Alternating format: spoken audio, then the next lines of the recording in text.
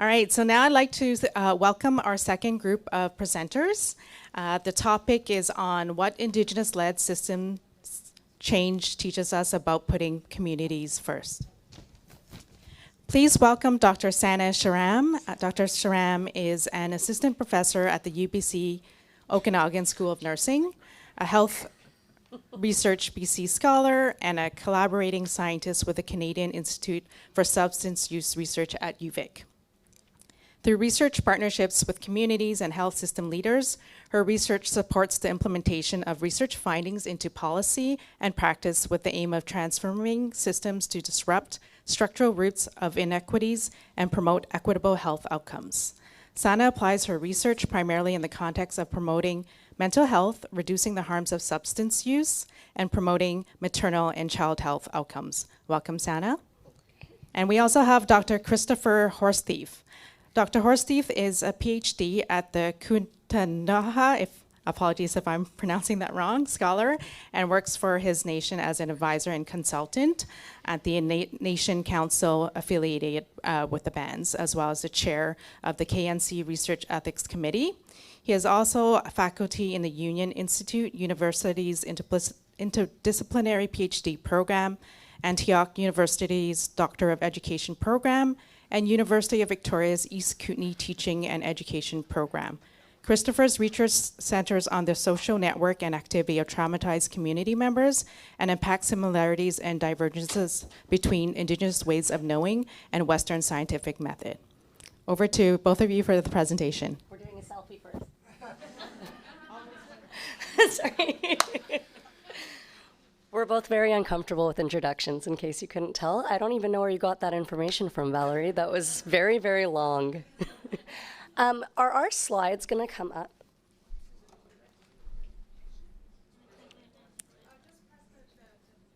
Oh.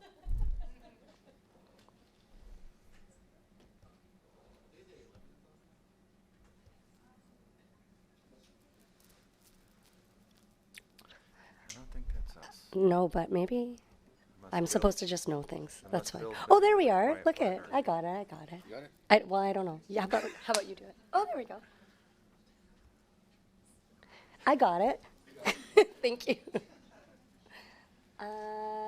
You present, Christopher. Kisukiukit qap aqsmaqne quqaqlikusta taqi aqallakhalsan ak enelsan mitki huan alane na ninku. Hello everyone, my name is Christopher Horsethief. I'll stop leaning over now. I'll adjust this because I'm taller than Santa. My name is Christopher Horsethief. I'm in this picture with some of our elders. I'm the senior research lead for the Ktunaxa Nation Council, and I've got the opportunity over the last 30 years to work on a number of really good projects in my community. The first real job that I had in my life was sitting with a table of 20 of our elders. And these are elders from 3 generations ago. These were people in the 90s that were born right around the year 1900. And now I'm working with their children and in some cases their grandchildren as our elders. And someone told me the other day, yeah, you're in the next group. And I was like, what? I don't know about that. But you're only 25. Yeah, I'm not 55. Aren't you 55? I'm 54. Thanks for clarifying. What I've had the opportunity to do throughout my career is find people from our community that are worth investing in, and those are primarily high school students that have interest in math and science, that have interest in changing the history that we have and the roles that we have traditionally played in governance and lawmaking and research and mathematics. And I get to help nudge them through the system. If you're a high school student that wants to go to college, we'll find a way to support you going to college. If you're in college and you want to go to graduate school, I will be your default de facto advisor until your university program gives you one, all the way through finishing with your PhD. If you need an external community member or a reader or anything else, it's the most important line item that I have on my contract. Find a way to change the system by making sure that our elders next year and next generation aren't continually having our research agendas developed and implemented by people that don't look like us, sound like us, talk like us, understand us. And that's been really great because some of the people in these pictures, they've seen this for 30 years. And they know that we have 1 or 2 or 3 PhD students right now that in a year or 2 will be leading our research and lands and resources and health information systems and networking and all of those things. And as a bonus, like 8 years ago, I received a call out of nowhere from a researcher that said, I'd like to change the way that the world sees Indigenous people in research. I'd like to change the way research is useful to your community. And I knew right there that we were on a good path because the very next day I was meeting with our elders and we got to start saying, what would this look like to you if we had a meaningful say in how the terms were defined, in how our community solves problems in our own words and our own language, given our own cultural processes? How can we be more confident in what we're doing so that when we interact with the outside world, we're not acting from a place of defensiveness or frustration or feeling like we're not compensated the same, we're somehow behind the ball. There's always a problem and it's a pathologizing lens and everything people want to know about us are what's wrong with us or broken with us or what could be working better. And we started over from the ground up. What does it mean for our community to have a knowledge synthesis process? How do we know what we know? How do we gather it? How do we refine it? But most importantly, how do we interact with the world around us so that we can do this reciprocal calibration? Because better data for us isn't helpful if nobody knows it, and other people's processes aren't helpful if we shut down every time people bring them in. But if you allow us to tell you how we know what we know, how to be able to use it, how to pass it on, how to make us healthier, stronger, more resilient, all of the catchwords that we hear, then we can sit down with you and we can come up with a better process. And that is where Santa comes in. Do I talk now? Should I? Okay. I hate following Christopher because he's better than me at everything. Yes, so that call, I think it was actually almost 11 years ago, the call. Just so we're clear. When I made that call to Christopher, it was during my postdoc, actually, and I was on a project that some of you in the room were part of with the Equity Lens and Public Health Project with Dr. Bernie Pauly out of UVic. And I had been the postdoc with that project, and I'd been working on it for almost 2 years at that point, and I was looking through our data, and our data was on how an equity lens was being applied across the public health system in BC. And over again, leaders, frontline people, managers, everyone was saying the same thing. They were saying, I don't know if we know what equity means or how to apply it, but who really gets it right is the Indigenous Health Department. But not one of those people were saying, they should probably lead the equity portfolio for the entire province instead of being like, it's getting done over here on this side. But why aren't we actually learning from that knowledge system? And that's where that question came to mind of, do we even have a mechanism to actually learn from and follow Indigenous knowledge systems as the dominant knowledge system? And the more we thought about it, we're like, we actually don't. We take information from Indigenous health systems and we apply it in our health system, but we don't really have a methodology where we don't appropriate that information and take little pieces of it off. And so this question came of how do we actually approach this from a worldview that allows us to learn from each other in good ways and in fair ways. And so I was extremely excited when I got connected with Christopher. And very intimidated when I called you, just so you know. But you were very nice to me, so that was good. And the big lesson I learned from Christopher, as well as Gwen Phillips and Sophie Pierre, was this idea that we sort of see time, especially when we're researchers, we see ourselves as like, I came up with this idea, and then I did this thing, and then this thing happened next. And the reality is that we were over here in our little spiral of time thinking about this idea, and our spiral happened to overlap with Christopher's, who had been doing this work for 30 years. And we just came at the right overlap of, this is an important question to us, and it's also an important question in the community. And then we started from a place of, we're all interested in this, but we don't know how to do it. And at the time, I was a postdoc. I was also an embedded scholar at Interior Health in the research department there.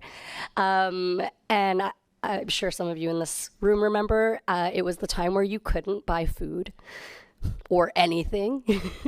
And I was going out to Cranbrook to meet with the elders. And so I spoke to Dr. D. Taylor at the time, who's leading the department. I was like, this is bad. Like, we can't go without any food. And because she's brilliant and innovative, she was like, we have SPOR funding.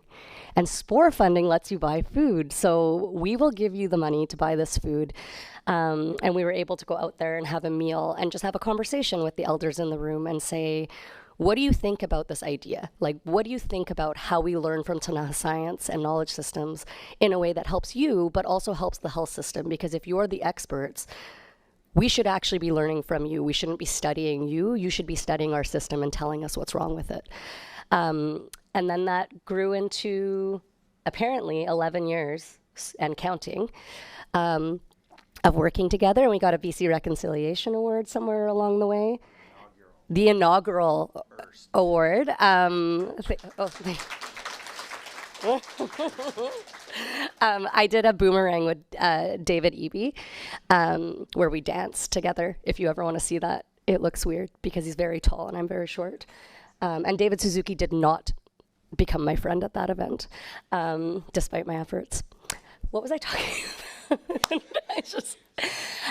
All this to say is that it's been a privilege and an honor of my career so far that elders have allowed us to come into the room and learn from them and hear from them. And I think one of the most powerful moments for me of that of this journey has been that we were in the Roundhouse, I believe, when this happened, and we were thinking of how do we name the project. And I got to sit in the room while elders across the room went like phonetically and syntax, I don't remember the language words, through Ktunaxa language, breaking down words, deciding what words made sense, what didn't make sense. And literally we watched reconciliation happening in the room where they were reclaiming language. They were actually bringing terms up that they hadn't used in a very long time, and they were running from side to side with papers and like fixing the words because I had come in and I had said something about two-eyed seeing, and they're like, that doesn't make any sense here, which was my first real exposure to pan-Indigenous work. Doesn't work. You need to be contextually local. And they were like, we don't think in twos. And so this idea of many ways of working on the same thing came completely in the opposite way that we work. So this word, this concept, was first named in Ktunaxa, and then we translated it to English. And that was the first time where we really started working in the opposite direction, where the Ktunaxa idea comes first, and then we take it into English and health systems. And we have lots of resources. I think they are flashing along there that you can take a look at, but maybe I will pass it back to you to talk about sort of our enduring work. Sure. I'm actually going to I'm going to adjust the microphone again. Sorry. I'm so tall. I'm going to see if I can, if there's a way to pause it. Now you're getting crazy. Nope, maybe not. Okay, well, I'll point. Oh, there's my dad. He's the one standing up there, which is kind of fun. So, yeah, I mean, the heart of what we did was to try and figure out how a community solves problems by passing information between generations in such a way that that younger generation is more stable. How do we take things that are learned and known and used implicitly and exchange them explicitly with the next generation coming along? And then, we'll see we have this kind of nice circle that keeps coming up. Then what we do is we go back to our problem solvers when there is a question. We gather them in a circle like we do in our ceremonies, like we've done since the beginning of time. In my community, anthropologists tell us 13,000 years. Our community would say since animals were the people. And in this next slide, you can see How do you know which one's coming next? Because it's right Oh, there. I see. Okay. Next slide. We go around the room. And as long as we have a sufficiently diverse group of problem solvers and nobody stifles anyone else, and we are allowed to say, here's the way it was in my family, or this is what's different with the way we did it, all we're doing is crowdsourcing unbiased data and giving this set, it's just set theory. X is a set of all things related to this question, and we get all of these scripts. We assemble them into schema, and then we use them to solve problems. That's how we are standing more firm. That allows us to protect our identity across space and time and challenge. If you study networks, that's what they would talk about. But in a more real way, it allows us to sit with our young people and to feed them those resources in the same way that anything else that comes from our land gets nourished.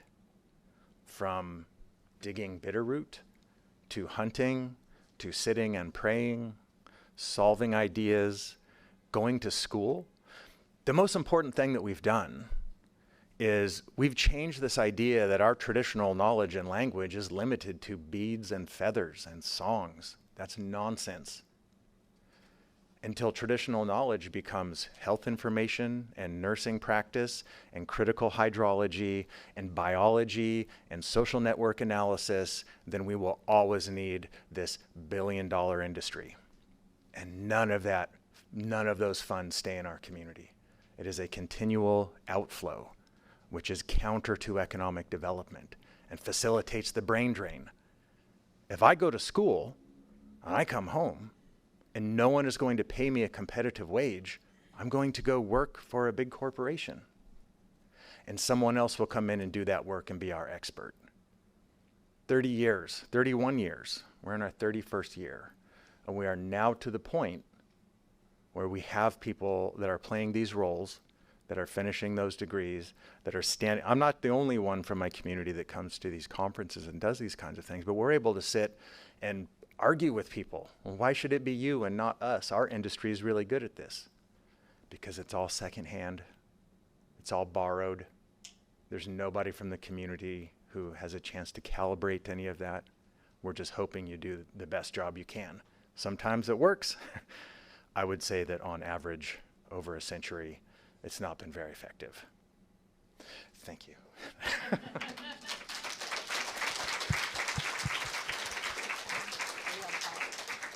Perfect time. Hello, testing, can you hear me? Perfect timing. Thank you so much, Christopher and Sana. So now I'd like to open the floor for question and answer period. If you have a question, please raise up your hand and I will come with the mic.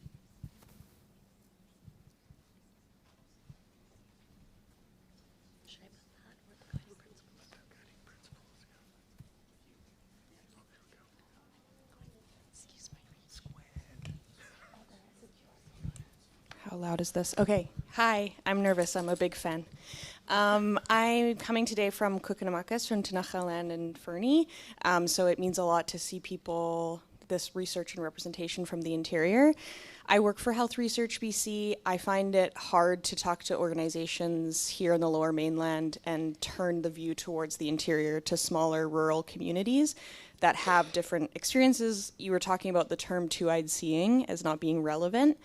So I don't have the perfectly formed question on my mind yet, but really I'm just wondering how you basically got folks to engage with communities in the interior, with the Ktunaxa, and how you kind of got that momentum going to be working in an Indigenous community that's not on the coast where most of health research is happening, it feels like. It's ironic because I was supposed to end with the idea I was supposed to end with the idea that we get people that reach out all the time now and they say, we know what you're doing as far as changing the system.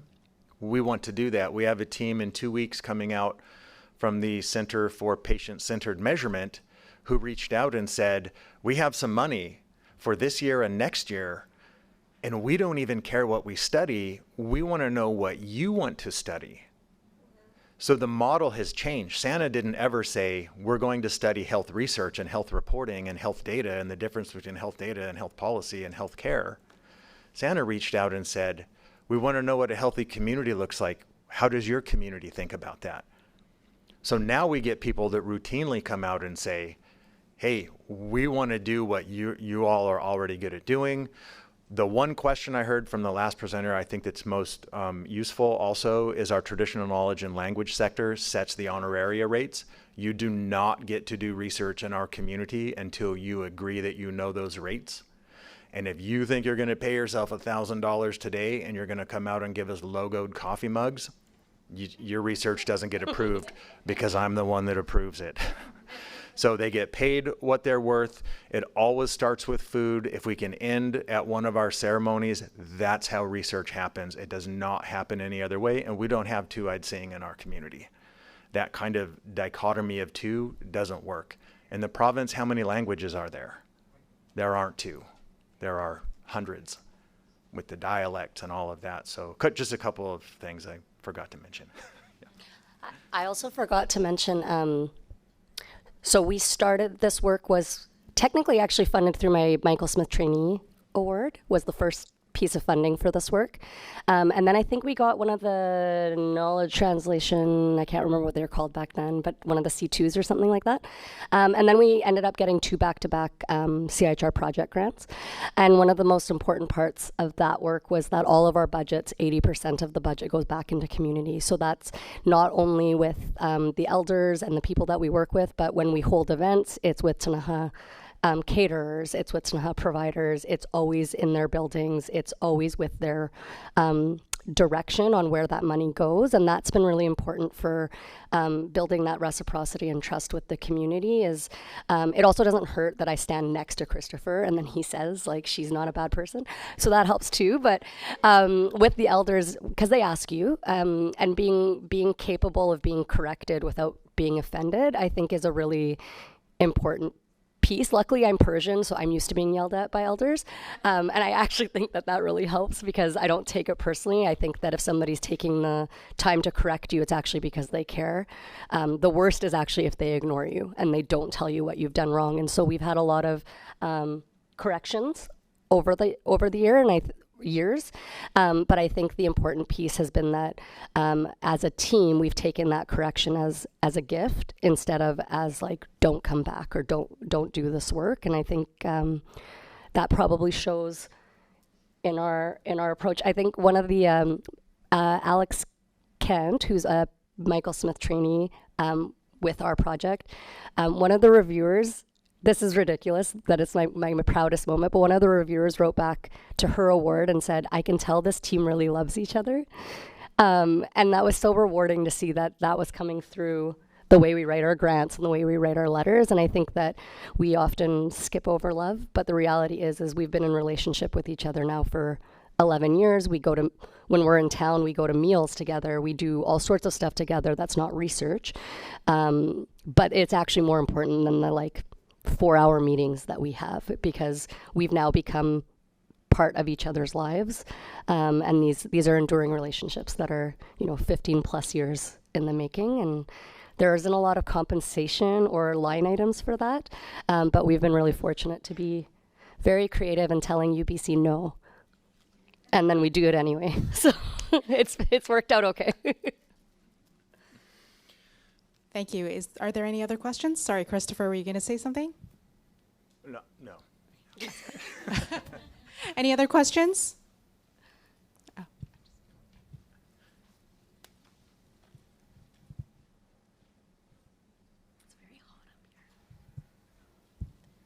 Thank you so much for the beautiful talk and for sharing your expertise with us. I have had some really good conversations lately about what is knowledge, and this key concept. I myself am a PhD trainee. I'm also a working physiotherapist, so public servant. I love what I do. I'm in the field. I understand the importance of getting a PhD, and it's really all I've known. But when I speak to my Indigenous colleagues, I have the pleasure of working with one in Calgary. Even the need to get a PhD is in a form of, she's described, it's discounting her Indigenous knowledge. And when I heard that, it truly broke my heart, because she not only has to jump through the hoops of doing the work she does, but then having to do it in a system that wasn't built for her, and then trying to seek knowledge from people that don't even, seek recognition and acknowledgement through a PhD from people she doesn't even agree with. And I would love to know, like, what are the next steps to doing this, like, work? Like, are we really going to ask these amazing trainees to be dedicating their lives to doing a PhD when I'm not saying it's not relevant, I'm not saying the work they're doing isn't relevant, but the thought of having to seek recognition in this very colonial system just seems so it's very, like, heartbreaking for me as a fellow trainee. Thank you, sorry. Yeah, just a couple of quick responses there. Number one, they're not elders or knowledge holders. They're not in training. They are subject matter experts. They are always our subject matter experts. Our young people that want to study anything from physical therapy to dentistry to the denture field, whatever it is, they are our subject matter experts. We are moving them into those positions. We have to find a way to get them into school. Otherwise, someone's always doing it for us. And that's not helpful, because you can't build an economy when 95% of your money comes in and goes out to people not from your community. And when we find young people that want to do something good, oh, I want to go to school. I like sports. What's sports related? Physical therapy. Oh, next thing you know, we've found this connection. We've found this way to be able to do something meaningful. And the best is when you find the math and science kids, because I was a math and science. I grew up poor. I grew up down in Bellingham with public access cable. So I watched the nature of things, because that was really all we got. That and the beachcombers. And at the BC Achievement Awards, I got to hang out with David Suzuki and say, oh, as a kid, I got to watch you, and I never thought we would do any kind of science type related stuff. Any of those young people that want to be involved, that want to do better, that want to know, I want to be a part of the community, you just have to tell them it's not just an administrative thing. It's not just that you're going to run a program. It's not just that you can only learn the language or culture. If you want to be a linguist, do it. If you want to be an ethnographer, do it. Most of our money disappears to that science. But we've got to start getting them to think about changing our language and adapting. Every culture can adapt. If we don't start looking at these other fields as being critically related to who we are, then we are dependent on the rest of the world for the rest of our existence, and that's just not acceptable. We should have fields for every young person to go into, as long as they're willing to do it. We will also tell them, hey, going to university is not like a fun party. It's terrible.